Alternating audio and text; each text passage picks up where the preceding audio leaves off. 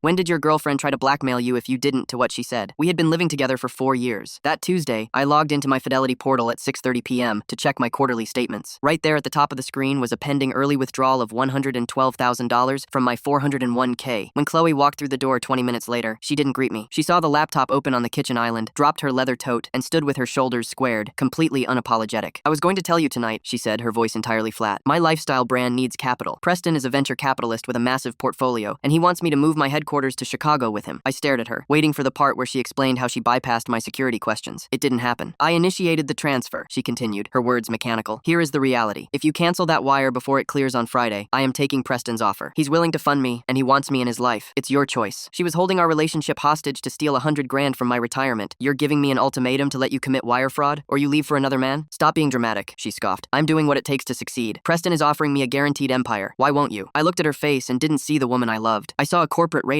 She thought the threat of losing her would paralyze me. Instead, everything went ice cold. This wasn't a relationship. It was a hostile takeover. Think about it, she said condescendingly. You have until Friday. I'm hosting my brand launch at the Apex rooftop Thursday night. I hope you decide to be there, David. She walked into the bathroom. I didn't say another word. By 2 a.m., my counteroffensive was locked in. The minute she left for her Pilates class on Wednesday, I was on the phone with Fidelity. I need to report identity theft, cancel the pending withdrawal, and freeze the account. As the investigator read me the confirmation number, an immense weight lifted off my chest. Then, I called my landlord, paid the $3,000 lease break fee in cash, signed away my rights to the unit, and hired a moving crew. I wasn't heartbroken. I was executing a liquidation. By 4 p.m., Thursday, the apartment was completely stripped. I left her clothes hanging in the closet. On the kitchen counter, I placed a printed copy of the federal fraud report. I wrote one sentence on the back. Seems there are no investments anymore. I blocked her number, drove to Providence, and waited. The fallout arrived via emails on Friday morning. First, rage at 1:15 a.m. My card just declined in front of 50 people at the Apex. I couldn't pay the caterers. Where is your furniture? What is this piece of paper? Second, panic at 3:30 a.m. David, please pick up. Preston isn't answering. He convinced me to sign the venue contracts under my name. The hotel is threatening to call the police. Third, desperation at 9 a.m. Preston's firm doesn't exist. He stuck me with $40,000 in venue bills. The bank is calling me about the fraud report. Please, David, I'm so sorry. Then her father emailed. You need to drop this. She made a poor business choice. She didn't make a poor choice, I replied. She executed an unauthorized withdrawal and issued blackmail. I simply secured my assets. 5 months later, I walked out of the federal courthouse in Boston after finalizing some business permits. Chloe was waiting by my car. She looked like a ghost, her designer coat replaced by a cheap, wrinkled blazer. Her eyes were hollow. David, please, she begged. I have my preliminary hearing next week. I'm facing felony charges. Preston completely destroyed my credit. If you just tell the prosecutor you gave me verbal permission for the transfer, they'll drop it to a misdemeanor. I'm not perjuring myself for a stranger, I said, my voice flat. You can't let me go to prison. I made a mistake. You gave me until Friday to accept your terms, I replied. I made a strategic financial decision. The moment you forged my signature, our partnership was dissolved. David, I have nothing left. Then you should have asked Preston for a better return on your investment. I got into my car and pulled away. She was standing alone in the gray exhaust of the city. The silence in the car was the loudest thing I'd heard in months. I adjusted my rearview mirror, watching her figure shrink into a speck in the distance. My hands didn't shake. I didn't feel the urge to turn back. I felt like I had just finished a long, grueling audit where every number finally balanced. I drove back to the small house I'd rented in a quiet part of the city. It was sparsely furnished, just the basics, a desk, a bed, a decent espresso machine. I liked the emptiness. It felt clean, but as I sat down at my desk to check my work emails, my phone buzzed. It was an unknown number, but the area code was local. David, it's Robert, Chloe's father. I hadn't spoken to him since the email exchange right after the breakup. Robert was a man who believed in the family brand above all else. He was a retired actuary who viewed life as a series of risk assessments, and right now, his daughter was a liability he couldn't calculate away. I saw her today, I said, skipping the pleasantries. She was waiting at the courthouse. She's a mess, David. She's staying in her old room. She doesn't eat. She just stares at the legal documents. Robert's voice was thinner than I remembered. Look, I know what she did was egregious. I'm not defending the action, but the prosecution is looking to make an example of her. Financial crimes are a hot button right now. They want 5 years. 5 years is the statutory minimum for what she tried to do, Robert. She didn't just take the money. She used my social security number, she forged my digital signature, and she used a VPN to make it look like the request came from my office IP. That's premeditated. She was influenced by that Preston character, Robert argued. The man is a ghost. The police can't even find a real address for him. He used her, David. He used her vanity to get her to sign those venue contracts, and then he vanished when the money didn't clear. She's a victim too. She's a victim of her own greed, I said. Preston didn't log into my Fidelity account. She did. There was a long pause on the other end of the line. I could hear the sound of a television in the background, the muffled drone of a news broadcast. The legal fees are gutting us, David. I've had to dip into my own retirement. If this goes to trial, we're looking at another $50,000 just for the defense. All I'm asking is for a meeting. Not for her, for me. Come to the house on Sunday. Let's just talk, man to man. I wanted to say no. I should have said no. But there was a small nagging part of me that wanted to see the wreckage for myself. Not out of cruelty, but for closure. I needed to see that the world she tried to build on the ruins of my life had truly collapsed. Sunday at 2, I said. But I'm not bringing a lawyer, and I'm not signing anything. When I pulled up to the house on Sunday, the lawn was overgrown. Robert used to be meticulous about his as landscaping. Now, the hedges were shaggy, and the flower beds were choked with weeds. It was a physical manifestation of the family's decline. Robert met me at the door. He looked 10 years older. He led me into the kitchen, where a pot of coffee was sitting cold on the burner. Chloe wasn't there. "She's upstairs," Robert said, gesturing toward the ceiling. "She's ashamed to see you." "She wasn't ashamed 5 months ago," I reminded him. We sat at the kitchen table. Robert pushed a folder toward me. It wasn't legal documents. It was a stack of invoices and bank statements. "This is the debt," he said quietly. "Between the venue at the Apex, the caterers, the PR firm she hired, and the private investigators we tried to use to find Preston. It's over $80,000. That's before the legal fees. Her credit is in the low 400s slash. She can't even get a retail job because of the pending felony charges. They run a background check, see identity theft and wire fraud, and the interview ends." I looked at the numbers. They were cold, hard, and undeniable. She had tried to steal $112,000 to fund a dream that was built on a foundation of lies by a man who didn't exist. Now, she owed nearly that much in actual debt. "I'm not a bank, Robert," I said. "I'm not asking for money," he replied. "I'm asking for mercy. If you testify that you two had a communal property, understanding that you shared passwords and financial responsibilities, the intent to defraud becomes much harder to prove." The prosecution told her lawyer that if the victim used softens the narrative, they'll offer a plea for probation and community service. "You want me to lie under oath to save her from the consequences of her own choices. I want you to remember the 4 years you spent together," Robert said, his voice cracking. "Was it all a lie? Did you never love her?" "I loved the person I thought she was," I said. "But that person wouldn't have threatened to leave me for a venture capitalist if I didn't let her rob me. The person I loved was a partner. The person she became was a predator." Just then, I heard a floorboard creak. I turned. Chloe was standing in the doorway. She wasn't wearing the blazer today. She was in an old, oversized sweatshirt I recognized one she'd stolen from my closet 3 years ago. It was faded and had a small bleach stain on the sleeve. "I still have your passwords," she whispered. The air in the room shifted. Robert looked confused, but I felt a sharp, familiar spike of adrenaline. "What did you say?" I asked, my voice low. "I didn't just have your fidelity password, David," she said, walking slowly into the room. She looked fragile, but there was a flicker of the old Chloe in her eyes, the one who always had an angle. "I have your backup drive, the one you keep in the safe deposit box. I had a key made a year ago. I have all your consulting contracts. I have the files for the project you did for the State Department, the one with the non-disclosure agreement that has a $500,000 penalty clause." Robert looked at his daughter with a mix of horror and hope. He didn't understand the technicalities, but he understood leverage. "Chloe, what are you doing?" Robert asked. "I'm negotiating," she said, her voice gaining strength. "You want to talk about strategic financial decisions, David? Let's talk about yours. If those files end up on a public server, you don't just lose your 401k. You lose your career. You lose your security clearance. You'll be in a cell right next to me." I sat back in the chair. My mind was already moving, scanning the internal map of my digital life, the backup drive, the safe deposit box. I hadn't checked it in months. I'd assumed it was the one place she couldn't reach. "You're threatening me again," I said. "In front of your father, after everything." "I'm surviving," she corrected. "You taught me that. You said it yourself. You were executing a liquidation." "Well, I'm liquidating our history. You give the statement the lawyers want, and you help me clear this debt. Otherwise, we both go down." The room was silent. Robert was looking at me, his face a mask of desperation. Chloe was standing tall now, the sweatshirt hanging off her thin frame, waiting for my move. She thought she had found the one piece of leverage that would force me back into the partnership. She thought she had found my price. "The safe deposit box key?" I said quietly. "Where is it?" "Somewhere you'll never find it," she replied, "unless we reach an agreement." I looked at her, really looked at her. The woman in the oversized sweatshirt wasn't a corporate raider anymore. She was a cornered animal, snapping at anything that came close. And in that moment, I realized that the empire Preston had promised her wasn't just about the money. It was about the power to never be small again. "Okay," I said. "Let's look at the numbers." I reached for the folder Robert had pushed toward me and opened it again. I pulled out a pen from my pocket. "The debt is $84,600, I noted, writing the figure on the back of an invoice. "The legal fees are climbing, and you want me to risk a perjury charge. It's not perjury if you just change the context," Chloe said, stepping closer to the table. "Just say it was a misunderstanding, a domestic dispute over assets." "And the drive?" I asked. "You get it back the day the judge signs the dismissal." I nodded slowly. I looked at Robert, who was leaning forward, his eyes searching mine for a sign of surrender. Then I looked back at Chloe. "You really think I'm that careless?" I asked. I pulled my phone out of my pocket and tapped the screen a few times. I turned it around and showed her the interface of my home security system. Specifically, the log for the safe deposit box, a smart tag I'd attached to the drive's casing months ago. "The drive hasn't left the bank, Chloe. The tag pings every time the box is opened. The last person to access that box was me, 3 weeks ago, to add my updated will." Her face went pale. The flicker of confidence vanished, replaced by a raw, naked panic. I have the key," she stammered. "I saw where you hid it." "You saw where I hid a decoy," I said. "I knew you were digging through my things months before you tried the withdrawal. You weren't as subtle as you thought. You started asking too many questions about my redundancies. I moved the real key to my lawyer's office in January." I stood up. The chair scraped against the linoleum floor with a harsh, grating sound. "You just attempted to blackmail me again, Chloe, in front of a witness." I looked at Robert. "I'm sorry, Robert. I really am. I came here because I thought maybe there was a shred of a human being left in there, but she's gone." "David, wait!" Chloe lunged for my arm, but I stepped back. "I'm going to call the prosecutor's office tomorrow morning," I said, my voice as cold as the day I found the pending transfer. "I'm going to tell them about this conversation. I'm going to tell them that the defendant is now attempting to use stolen corporate data to intimidate the victim." "You're destroying her," Robert yelled, standing up. "You're sending her to prison." "No," I said, heading for the door. "She's doing that herself. I'm just recording the transaction." As I walked out to my car, I could hear her screaming from inside the house. It wasn't a scream of sadness. It was the sound sound of a person who had finally run out of moves. I got into the car and started the engine. My phone buzzed again. A text from an unknown number. Check your email. I opened my inbox. There was a single message from an encrypted address. No subject line, just an attachment. It was a photo of the backup drive, sitting on a marble countertop I didn't recognize. Next to it was a copy of today's newspaper. The timestamp on the photo was 10 minutes ago. My heart didn't race. It didn't need to. I looked back at the house. Chloe was standing in the window, her phone held up to her ear, watching me. She wasn't screaming anymore. She was smiling. She hadn't gone to the bank. Someone else had. I put the car in gear and drove away. I didn't go home. I drove toward the city center, my mind running through every person Chloe knew, every contact she'd made through her brand launch, every person who might have been desperate enough or greedy enough to help her. Preston, the ghost who didn't exist. The man who had supposedly disappeared and left her with the bills. If he was real enough to take a photo of my drive, he was real enough to find. I pulled into a parking garage near the waterfront and killed the engine. I needed to think. If Chloe had the drive, or if Preston had it, the leverage was real. The State Department contract wasn't just a job. It was my life's work, and the penalties for a breach were designed to be ruinous. My phone rang. It was Chloe. Did you get the photo? She asked. Her voice was calm now, almost pleasant. Where is he, Chloe? He's nearby. He's been very helpful. It turns out, when you tell a man like Preston that there's a gold mine on a little silver drive, he becomes very motivated. He didn't vanish, David. He just moved to a more private location. You're working with the man who supposedly ruined you. Ruined? No. We had a disagreement over the initial funding, but we've recalibrated. We realized we have a common interest. You. What do you want? The same thing I wanted on Tuesday, she said. The $112,000, plus another $50 for the inconvenience you've caused me this week. And the statement to the prosecutor. You have until the end of the day. I can't just move that much money instantly, Chloe. You of all people should know that. The account is frozen. Then unfreeze it. Call your investigator. Tell them it was a mistake. Tell them you're a confused boyfriend who forgot he gave his partner access. If the fraud report is retracted, the freeze is lifted. And the drive? Preston keeps the drive until the money hits an offshore account he's set up. Once the funds are confirmed, he'll drop the drive in a locker at South Station and text you the code. I don't trust him, and I definitely don't trust you. You don't have to trust us, she said. You just have to calculate the risk. What's worth more, David? Your pride or your entire future? She hung up. I looked at the dashboard. 4:15 p.m. The banks would be closing soon, but the digital world never sleeps. I opened my laptop and connected to my secure hotspot. I didn't go to my bank account. I went to my internal server logs. If Preston had the drive, and if he was the venture capitalist Chloe claimed he was, he would have tried to access it. The drive was encrypted, of course, but the hardware had a built-in cellular failsafe. If it was powered on without the correct sequence, it would attempt to ping the nearest tower and send a burst of metadata to my server. I scrolled through the logs. There, at 4:02 p.m., a failed login attempt. IP address masked, but the tower ping was local. Seaport District. He was in one of the high-rise hotels, probably the Envoy or the Renaissance, somewhere with a view and a lot of foot traffic. I didn't call the police. I couldn't. If I brought them in, the drive became evidence, and the content would be scrutinized. The NDA would be triggered the moment a third party, even law enforcement, saw the files. I drove to the seaport. The area was bustling with the after-work crowd, people in expensive suits grabbing drinks, tourists taking photos of the harbor. It was a sea of anonymity. I walked into the lobby of the Envoy and sat in a high-backed chair, my laptop open on my knees. I began a localized scan of the Wi-Fi networks. It was a long shot, but men like Preston, men who sold themselves as high-net-worth individuals, rarely used public hotspots. They used private travel routers. I looked for a signal with a hidden SSID or a high-strength encrypted burst. 10 minutes in, I found it. P, strat, private. P for Preston, strat for strategy. The man's ego was his biggest vulnerability. The signal was coming from the 4th floor. I closed my laptop and headed for the elevators. As the doors slid shut, I caught my reflection in the polished chrome. I looked tired, but I didn't look afraid. I looked like a man about to perform a very necessary, very quiet extraction. I got off on the 4th floor and walked the hallway, my phone in my hand, watching the signal strength. It peaked in front of room 412. I stood there for a moment, listening. I could hear a man's voice, smooth, mid-Atlantic accent, the kind of voice that sounded like it belonged on a yacht. The transfer is scheduled. He has no choice, Chloe. He's a numbers guy. He's already done the math. I didn't knock. I didn't kick the door in. I walked back to the end of the hallway, found the house phone near the ice machine, and dialed the front desk. Hello, this is room 412, I said, pitching my voice slightly lower. I'm having an issue with the plumbing. There's a leak under the sink that's starting to flood the carpet. Can you send someone up immediately? Of course, sir. We'll have maintenance there in 5 minutes. I waited around the corner. A few minutes later, a man in a gray uniform arrived with a toolbox. He knocked on the door of 412. The door opened. I saw a flash of a tall man in a crisp white shirt. Preston. Maintenance, the worker said. You reported a leak? A leak? I didn't report anything, Preston said, his voice annoyed. Front desk said 412. I need to check the pipes, sir, or it could damage the floor below. Preston sighed and stepped back to let the man in. In that split second, I stepped forward and caught the door before it latched. I walked into the room. It was a suite, smelling of expensive cologne and stale room service. The backup drive was sitting on the glass desk near the window, right next to a silver laptop. Preston turned, his eyes widening. He was younger than I expected, maybe 35, with teeth that were a little too white and hair that was a little too perfect. Who the hell are you? He demanded. I'm the guy who's about to save you from a federal prison sentence, I said, walking toward the desk. The maintenance man looked back and forth between us, confused. Is there a problem here? No problem, I said, pulling a $20 bill from my wallet and handing it to him. Just a misunderstanding. I'm his business partner. We're good. The worker took the money, shrugged, and left. The door clicked shut. Preston moved toward the desk, but I was faster. I picked up the drive and slipped it into my pocket. Give that back, Preston said, his voice dropping the VC charm. That's property of Chloe's estate. There is no estate, I said. There's just a trail of fraud that leads directly directly to this room. I've already tracked your IP, Preston. I know about the travel router. I know about the failed login attempts on this drive. Every time you touch this, you were digital fingerprinting yourself for the FBI. You won't call them, he sneered. Chloe told me what's on there. You're as dirty as we are. I'm not dirty, I said. I'm contracted. There's a difference. And while I don't want the files going public, I'd much rather spend a few years in a minimum security facility for an NDA breach than let a bottom feeder like you hold me for ransom. I sat down in the desk chair, looking up at him. Here's how this goes, I said. You're going to call Chloe, right now. You're going to tell her that the drive was corrupted during the backup, that it's useless, that you're cutting your losses and leaving town. Why would I do that? Because if you don't, I'm going to stay in this room and call the police. I'll tell them you kidnapped me. I'll tell them you have a drive full of classified data. By the time they figure out I'm lying about the kidnapping, they'll have already found the fraud evidence on your laptop. And believe me, a man like you has a lot of evidence on his laptop. Preston looked at the silver computer. He looked at me. He was calculating, just like Chloe, but he wasn't desperate like her. He was a professional, and a professional knows when a play has gone sideways. She's going to be pissed, he said, reaching for his phone. She's been pissed for 5 months, I said. She'll get used to it. He dialed. He put it on speaker. Chloe, it's me. Look, we have a problem. The drive. It's bricked. Some kind of hardware encryption wiped the sectors when I tried to bypass the gate. It's a paperweight. What? Chloe's voice was a jagged edge. No, that's impossible. He wouldn't. He did, Preston said, looking at me. The guy is better than you said. I'm out, Chloe. I'm not sticking around for a fraud charge on a zero-sum game. Don't call this number again. He ended the call and looked at me. We done? Not quite, I said. The venue contracts, the $40,000. You're going to transfer that money to the hotel right now, from your account, not hers. That's not part of the deal. It is now. Consider it an exit fee. I watched him log in. I watched him authorize the payment. I waited for the confirmation email to pop up on his screen. I want you out of this city by tonight, I said, standing up. If I see your name or your face anywhere near my accounts or my life again, I won't call the police. I'll call the people who own the data on this drive, and they are much, much less patient than I am. I walked out of the suite. I took the stairs this time, my heart finally starting to thump against my ribs. When I reached the street, the sun was setting, casting long orange shadows across the pavement. I took the drive out of my pocket and looked at it. It was just a piece of plastic and metal. It didn't hold the power to destroy me. I had given it that power by being afraid. I drove to the harbor, walked out onto a quiet pier, and threw the drive into the dark, churning water. I didn't need a backup anymore. I had the originals, and I had the security of knowing that the only person who could truly ruin me was the man I saw in the mirror. My phone buzzed. A text from Robert. She's gone, David. She took my car and left. She didn't say where she was going. I didn't reply. I deleted the message, blocked the number, and started the car. I spent the next 2 weeks in a blur of productivity. I moved my remaining assets to a private bank, changed every password I owned, and finished the final report for the State Department contract. The work was clean, the data was secure, and for the first time in years, my life felt like it belonged entirely to me. But the world has a way of reminding you that nothing is ever truly finished. I was at a small coffee shop 3 blocks from my new place, the kind of place where nobody knows your name, and the Wi-Fi is too slow for anyone to stay long. I was reading a physical newspaper, enjoying the tactile feel of the pages, when a woman sat down at the table next to me. She wasn't Chloe. She was older, maybe in her 50s, wearing a sharp charcoal suit and carrying a leather briefcase that looked like it cost more than my car. Mr. Miller, she said, her voice a low, professional hum. Do I know you? My name is Sarah Vance. I'm with the internal audit department of the firm that manages your State Department contracts. I felt a cold prickle at the back of my neck. I folded the newspaper slowly. I submitted my final report last week. It was cleared. The report was excellent, she said, leaning in. But we noticed something in the metadata, a series of unauthorized access attempts from a localized IP in the Seaport District. 3 weeks ago. I was working remotely, I said. I might have been using a public hotspot. The attempts were unsuccessful, she continued, ignoring my explanation. But the protocol for a security breach of that nature is very specific. We had to do a deep dive into the logs. We found a secondary trail. It seems someone was trying to mirror your primary server for months. I stayed silent. I knew exactly who it was. We've already spoken to the authorities, Sarah said. They've issued a warrant for a woman named Chloe Vance, no relation, I assure you, and a man using the alias Preston Ward. I see. What we can't figure out, she said, her eyes boring into mine, is why you didn't report the breach when it first started, or why you were seen entering a hotel suite assigned to Mr. Ward on the same day the access attempts ceased. I was conducting my own investigation, I said. I didn't want to compromise the project by triggering a full-scale audit until I was sure what I was dealing with. A risky move, she said, one that could be interpreted as a cover-up, or worse, collusion. She opened her briefcase and pulled out a single sheet of paper. It was a non-disclosure agreement, but the terms were different. It wasn't about the data, it was about the event. The department doesn't want a scandal, Mr. Miller. They don't want it known that a contractor's personal life almost compromised a Tier 1 project. We're willing to overlook the unorthodox way you handled the situation, provided you sign this. And what am I signing away? Your right to testify, she said, in any capacity. If Chloe Vance or Preston Ward are caught and brought to trial, you will not be a witness. You will not provide statements. You will, for all intents and purposes, have had no knowledge of their activities. End quote. You're letting them go? I asked, my voice rising slightly. We're protecting the project, she corrected. If you testify, the details of the work become part of the public record. We can't have that. They'll be prosecuted for the other things, the venue fraud, the identity theft of your personal accounts, but the federal charges related to the contract, those will be dropped. I looked at the paper. It was a win for me. It meant I was officially in the clear. But it also meant that Chloe might get exactly what she wanted, a lighter sentence, a way out of the felony charges that were currently crushing her. I need a moment to think about it, I said. Take your time, Sarah said, standing up. But remember, Mr. Miller, you're a numbers guy. Look at the probability of a favorable outcome if you refuse. You lose your clearance, you lose your career, and you likely face face a grand jury yourself. Or you sign the paper and you go back to your very comfortable, very quiet life. She left the paper on the table and walked out. I sat there for a long time watching the steam rise from my coffee. The quiet win I had wanted was right in front of me. I could walk away. I could let the system handle Chloe in its own slow, bureaucratic way. But then I thought about her face in the window of the house, the smile, the way she had used my own logic against me. She wasn't done with me. And as long as she was out there, as long as she thought she could manipulate the numbers to her advantage, the audit would never truly be over. I picked up the pen. I didn't sign the paper. Instead, I wrote a note on the back of it. I don't negotiate with raiders. I walked out of the coffee shop and headed toward the courthouse. I didn't go to the prosecutor's office. I went to the records department. I filed a formal public disclosure of the security breach, including the pings from the safe deposit box and the IP logs from the seaport. By the time I walked out an hour later, the private matter was a matter of public record. The NDA was already triggered. The $500,000 penalty was now a debt I owed. I sat on a bench outside the courthouse and called my bank. I need to liquidate my remaining investment accounts, I said. All of them. Yes, I'm aware of the early withdrawal penalties. Yes, I'm aware of the tax implications. Just do it. I had $600,000 in total assets. After the penalty and the taxes, I'd have almost nothing left. I would be starting from zero at 38 years old. But as I watched the news crews start to gather near the courthouse entrance, alerted by the filing, I felt a strange, soaring sense of freedom. Chloe wanted a guaranteed empire. She wanted to be funded at any cost. Well, she was going to get her day in court, and I was going to be there to tell the whole unvarnished truth. Not for revenge, not for justice, but because some things aren't about the return on investment. Some things are just about the truth of the balance sheet. My phone buzzed. A new number. What have you done? It was Chloe. I didn't block her this time. I didn't even reply. I just watched the 3 dots on the screen as she typed, then stopped, then typed again. I stood up and started walking. I didn't have a car anymore. I'd sold it to cover the initial legal fees. I didn't have a high-rise apartment or a 6-figure retirement fund. I had a small bag of groceries and a long walk home. The air was crisp, the city was loud, and for the first time in 4 years, I knew exactly where I stood. The next morning, I was sitting in my living room when there was a knock at the door. I expected the police, or maybe Sarah Vance with a team of lawyers. Instead, it was Robert. He was holding a small, weathered box. She left this in the car, he said. He looked like he hadn't slept in days. I thought you should have it. I took the box and opened it. Inside were Polaroids from our first year together. Photos of a trip to Maine, a dinner at a dive bar, the day we moved into the apartment, and at the bottom, a small handwritten note on a cocktail napkin. To the man who sees the world in numbers. Thank you for teaching me how to count what matters. I looked at Robert. Why are you giving me this now? Because she's not that person anymore, Robert said. But you are. You're the only one who stayed the same, and I think that's why she hates you so much. You're the constant she couldn't account for. He turned to leave, but stopped at the edge of the porch. She's turning herself in this afternoon, David. Her lawyer told her that after your filing, there's no way to fight the federal charges. She's going to take the plea.